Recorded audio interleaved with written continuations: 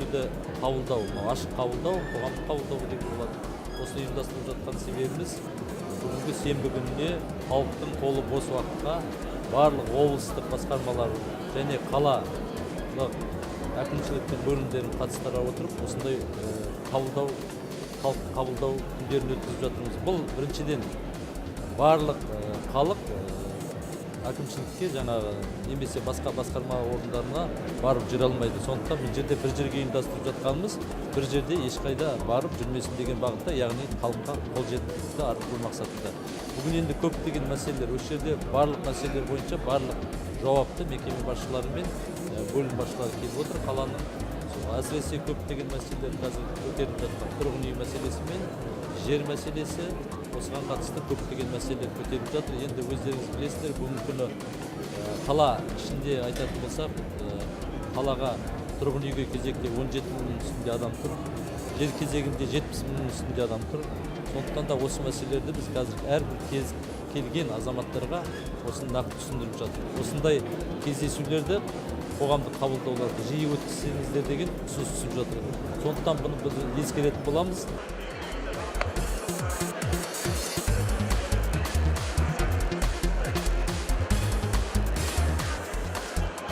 Сегодня обратились к нам, значит, около 60 человек. Всем мы давали пояснения. В основном вопросы были по индивидуальному жилищному строительству, по очереди на землю, по землям сельхозназначения, по некоторым районам нашей области. По этим вопросам мы давали сегодня разъяснения.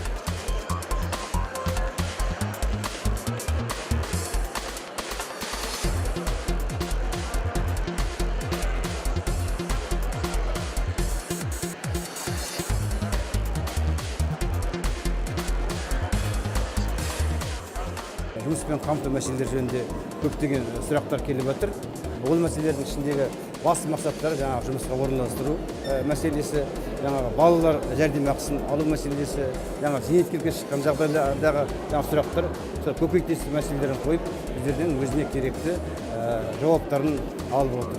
Біздерде енді көбінесе жаңағы тұрғындар жұмыс сұрайды.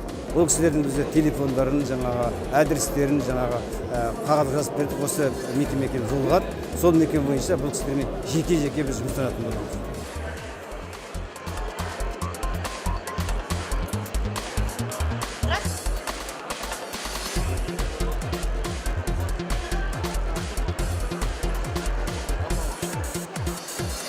Балам инвалид 2015-те Астанадан операциядан өткен. Соны 6 ай сайын біздер апарамыз.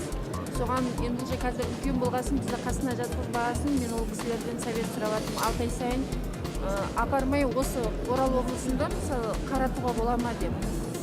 Оған енді айтып жатыр, егер де олар өздері сояқтан бүкіл оператордың бәрі дамыған сояқтан, сол үшін олар шақырса міндетті түрде сіздер баруыңыз керек деп.